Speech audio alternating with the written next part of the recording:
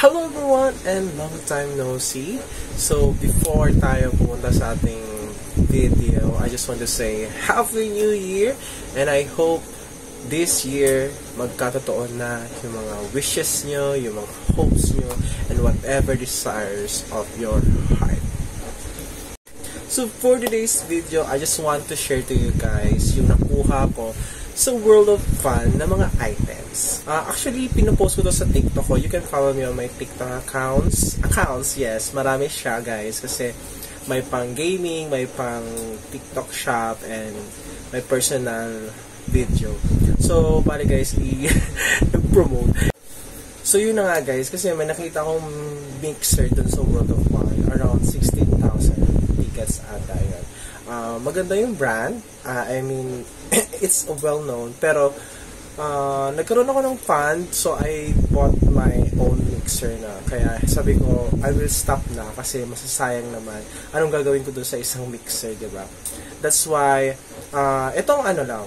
Actually, ngayon lang na araw, pinapalit ko yung mga yung mga tickets ko.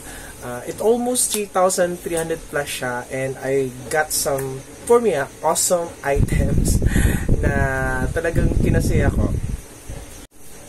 Sa ano naman kasi guys, sa paglalaro ng mga arcade games, we must not think of those bayad ba, yung mga ginastos mo. Kasi pag inisip mo, sabi mo, ay sayang, sinave ko na lang sana, mabibili ko yung item na ganito, ganyan. Pero for me kasi guys, this is enjoyment, and somehow may satisfaction siya. Kasi napaproud ka sa sarili mo, I got this item from collecting those tickets. Pero again, huwag nyong iisipin yung mga ginastos nyo.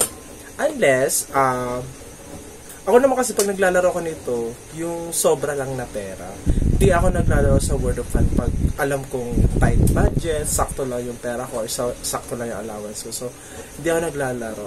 Pag may sobrang pera, doon ako naglalaro ng mga piso game. Actually, piso game yung nilalaro ko. Kasi, magaling tayo tumansya ng paghulog eh.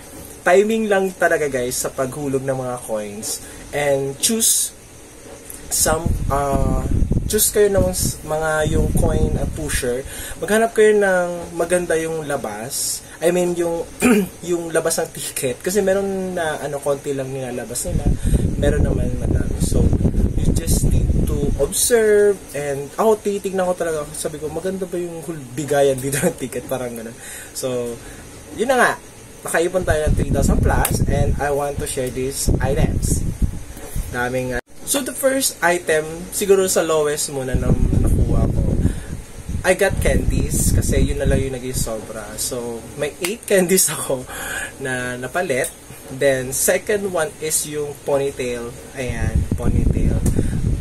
Pinamigay ko na sa mga kapatid kong babae. Syempre, saan ako magpo-ponytail dito? Tapos I got this one. This is World of Fun Lanyard, and dalawang variant siya. May 370 nito, walang ganito. Tapos ito, 440 to tickets. Ayan, memorize, diba?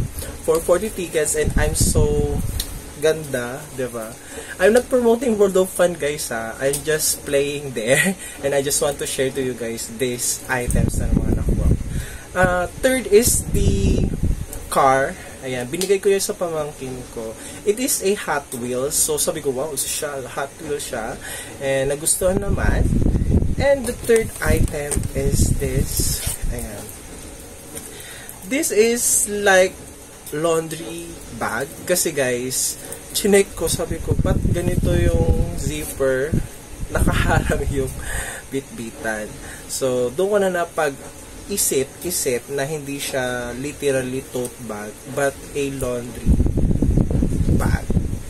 So, di pwede itong sobrang bigat. You can put your used clothes, pwede din naman new clothes. Kunyari pa pupuntahan kayo, pwede nyo siya ma-store dito sa bag na to. It costs around 871 tickets ata. I don't know ha, kasi guys, iba-iba naman yung mga ticket points or mga prices kada lugar.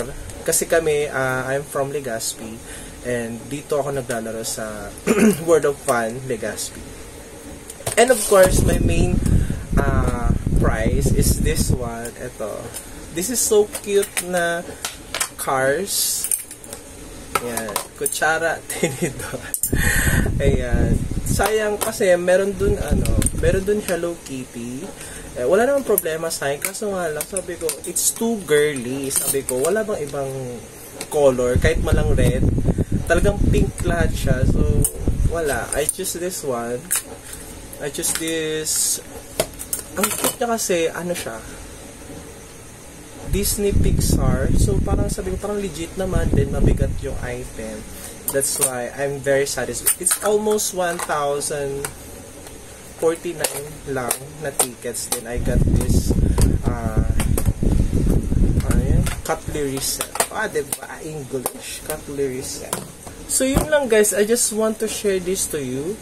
Sa mga gustong maglaro sa sa mga arcade games and mahilig mag-ipon ng mga tickets, ayan, may worth it naman guys ang makukuha nyo. And for me nag-enjoy ako kasi nga yung satisfaction ko and yung enjoyment ko pag nakakuha ko ng maraming tickets, especially pag nahulog yung mga coins, biglang bush ganon, talagang ang saya-saya ko. Sabi ko, wow, daming tickets. And pero suggestion ko lang guys, and advice na rin, moderate lang po tayo. Pag wala po tayong budget, huwag na maglaro. Or limitahan na lang, kumbaga.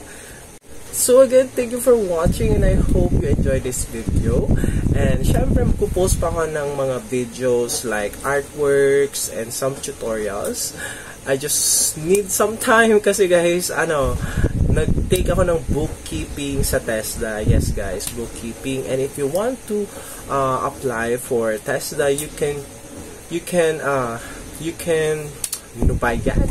Pwede yung tignan yung video ko sa account ko. Meron ako dyan na tutorial on how to apply sa TESDA. Again, TESDA is a free scholarship kapag pasok kayo sa criteria and qualifications.